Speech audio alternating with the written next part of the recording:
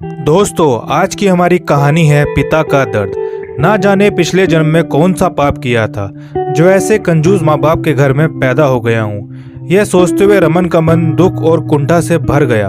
औरों के माँ बाप कैसे हैं जो अपनी औलाद की खुशी के लिए सब कुछ न्यौछावर कर देते हैं, और एक मेरे माँ बाप हैं जो हमेशा मेरी छोटी छोटी ख्वाहिशों का गला घोंटते रहते हैं। मेरे लिए इनके पास कभी पैसा नहीं रहता, हर दम पैसे की तंगी का रोना रोते रहते हैं। इस वक्त उसके अंदर घृणा और नफरत का ऐसा तूफान उठ रहा था जिसने उसकी सोचने समझने की क्षमता को क्षीण कर दिया था। भावेश में उसके कदम और तेजी से उठने लगे। अचानक उसके मुंह से हल्की सी चीख निकली। शायद उसके पैरों में कोई कंकड़ चुभ गया था। कहीं ट्रेन ना छूट जाए, इसलिए उसने रुक कर देखना उचित नहीं समझा। एक पैर उठाकर उसने जूते के नीचे से कंकड़ निकाला और तेज कदमों से आगे बढ़ गया। थोड़ी ही देर में वह अपने कस्बे के एक छोटे से रेलवे स्टेशन पर पहुंच गया। टिकट तो उसे लेना ही नहीं था, इसलिए वह सीधा प्लेटफॉर्म पर ही पहुंच गया। प्लेटफॉर्म पर खड़े होकर उसने मोबाइल निकाल कर देखा। सुबह के 6 बज रहे थे। ट्रेन अपने समय से आधे घंटे देरी से चल रही थी। वह पास में मौजूद कुर्सी पर बैठ गया और ट्रेन का इंतजार करने लगा। पैर में भी दर्द का एहसास हो रहा था। अरे, ये तो पापा के जूते हैं। वह जूते निकालने के लिए नीचे झुका तो चौंक पड़ा। शायद रात के अंधेरे में उसे दिखाई भी नहीं दिया था और जल्दबाजी में उसने अपने पापा के जूते पहन लिए थे।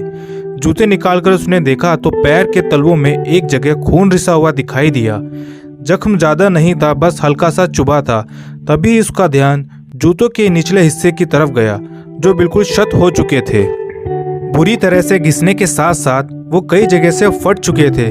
तो पापा क्या रोज यही जूते पहनकर ऑफिस जाते हैं? जब एक बार पहनने से ही मेरे पैरों में कंकड़ चुभ गया, तो रोज पहनकर ड्यूटी जाने के दौरान उनके पैरों में कितने कांटे चुभते होंगे। यह सोचकर ही उसका दिमाग सुन्न हो गया। तभी उसे याद आया कि पापा ने पिछले महीने ही उसके लिए 1000 रुपए के जूते खरीदे थे। वह पत्थर के भूत की तरह वहीं पर जम गया। 21 वर्षीय रमन अपने माँ बाप का इकलौता लड़का था जो एक शहर के अच्छे प्राइवेट स्कूल में 10वीं कक्षा में पढ़ता था। उसके पिता एक प्राइवेट कंपनी में क्लर्क थे और माँ एक कुशल गृहिणी थी।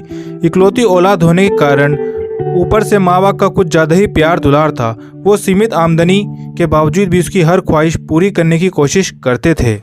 उसकी संगत शहर के अमीर घरानों के संबंध रखने वाले कुछ लड़कों से हो गई थी जो उसके साथ ही पढ़ते थे, जिसके परिणाम स्वरूप वह थोड़ा बिगड़ गया था। एक दिन छुट्टी के समय वह अपनी साइकिल की उतरी चैन लगा रहा था, तभी उसके दोस्त राजू ने टोक दिया, यार रमन, कब तक ऐसे हाथ गंदे करेगा? इससे अच्छा एक बाइक क्यों नहीं ले लेता? हाँ यार, राजू ठीक कह रहा है। सौरभ ने भी राजू की बात का समर्थन किया। वे दोनों बाइक से स्कूल आते थे। स्कूल की लड़कियों के सामने ये बात सुनकर रमन खुद को अपमानित महसूस करने लगा। उनकी ये बात उसके दिल में चुभ गई। मम्मी, मुझे बाइक चाहिए। स्कूल से घर आते ही उसने अपनी माँ से मांग रख दी। बेटा, तू तो जानता ही है ना कि एक तेरे पापा की सैलरी पर ही पूरा घर चलता है।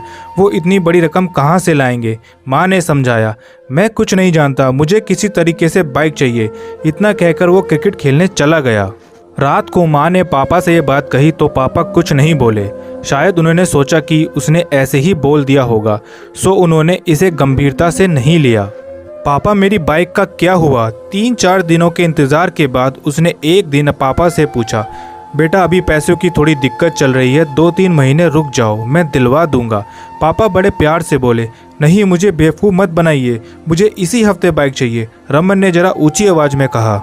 रमन, मैं देख रहा हूँ धीरे धीरे तुम जिद्दी होते जा रहे हो। उसके चिल्लाने पर पापा ने थोड़ी सख्ती दिखाई। यह सुनकर रमन पैर पटकते हुए बाहर चला गया। पापा उसे जाते हुए देखते रह गए। इसके बाद 2-3 दिन तक उसने किसी से ठीक ढंग से बात नहीं की। अंदर ही अंदर उसके मन में विद्रोह की भावना पनपने लगी थी। मुझे लगता है कि अब इन लोगों के भरोसे रहने से कुछ नहीं होगा। मैं इन्हें छोड़कर शहर चला जाऊंगा, पैसे कमाऊंगा और अपने पैसों से बाइक खरीदकर दिखा दूंगा कि मैं अब इनके ऊपर निर्भर नहीं हूँ। पता नहीं कहाँ से यह विचार उसके मन में आ गया, परंतु इस विचार ने उसके दिमाग में अपनी जगह बना ली। एक दिन वह तड़के उठकर बिना किसी को बताए चुपचाप घर से बाहर निकल गया। रास्ते के खर्च के लिए वह पापा का पर्स उठा लाया। पापा का पर्स चोरी करने के अपराध बोध से उसका मन आत्मलिंग से भर गया। ट्रेन स्टेशन पे आ चुकी थी, परंतु उसे समझ नहीं आ रहा था कि वो क्या करे और क्या ना करे। कभी वह जूते को देखता तो कभी पर्स को देखता। ट्रेन के जाने के बाद उसने कांपते हाथों से पर्स खोला। पर्स में 10-10 के 3-4 नोट पड़े हुए थे और एक छोटी सी डायरी भी थी। शायद उसमें पैसे के लेन देन का हिसाब लिखा हुआ था। मन बहलाने के लिए वह डायरी निकालकर पढ़ने लगा। गुप्ता जी से 20,000 रुपये लिए हैं कंप्यूटर के लिए, ब्याज 5 रुपये प्रति सैकड़ा। 6 महीने पहले ही पापा ने उसके लिए नया कंप्यूटर खरीदा था, तो क्या पापा ने कर्ज लेकर मेरे लिए कंप्यूटर खरीदा? पढ़ते ही उसे झटका लगा। वह तो सोचता था कि पापा कंजूसी से पैसे बचाकर ब्याज पर चलाते हैं, परंतु उन्होंने तो उसके शौक पूरे करने के लिए हज़ारों रुपए का कर्ज ले लिया था। उसने आगे पढ़ना शुरू किया। शर्मा जी से 60,000 रुपये बाइक के लिए, ब्याज 3 रुपये सैकड़ा। दिन और तारीख बीते कल की ही थी। यानी पापा ने फिर उसके लिए। उसकी आंखों से आंसुओं की धारा फूट पड़ी। वह तुरंत उठा और तेजी से घर की तरफ दौड़ पड़ा। बदहवासी में भागता हुआ जब वह घर पहुंचा तो पापा अभी बाथरूम से नहाकर निकले थे। अरे कितनी दूर टहलने चले गए थे बेटा? चलो जल्दी से तैयार हो जाओ, बाइक एजेंसी चलना है, पापा उसे देखकर बोले। इतना सुनते ही रमन के सब्र का बांध टूट गया। वह तुरंत पापा से लिपट गया और बच्चों की तरह फूट फूट कर रोने लगा। नहीं पापा, मुझे बाइक नहीं चाहिए। वह सुबकते हुए बोला, अरे क्या हुआ, क्यों रो रहे हो और बाइक क्यों नहीं चाहिए? मैंने लोन की सारी प्रक्रिया पूरी कर ली है। पापा को अभी कुछ समझ नहीं आ रहा था कि इसे हुआ क्या है। आप इस लोन को कैंसिल करवा दीजिए, मुझे लोन वाली गाड़ी नहीं चाहिए। रमन संभलते हुए बोला, लेकिन नहीं पापा, अभी साइकिल से ही काम चल जाएगा। लो ठीक है, जैसा तुम चाहो। इसके बाद से तो वह बिल्कुल ही बदल गया। उसने अगले ही दिन से अपनी पॉकेट मनी बचाना शुरू कर दिया। पापा आज फादर्स डे है, इसलिए मैं आपके लिए गिफ्ट लाया हूँ। पापा नाश्ता करके ऑफिस जाने के लिए दरवाजे से निकलने ही वाले थे कि रमन ने मुस्कुराते हुए उनका रास्ता रोक लिया। अच्छा जल्दी दिखाओ क्या है, वरना मुझे ऑफिस के लिए लेट हो जाएगा। बस 2 मिनट पापा, आप बस कुर्सी पर बैठ जाइए। रमन ने फटाफट उनके पुराने जूते निकाले और नए जूते पहना दिए, जो कि पूरे 1500 के थे। मारे खुशी के पापा की आंखें भर आई। रमन ने उनके पैर छुए तो उन्होंने उसे उठाकर गले से लगा लिया।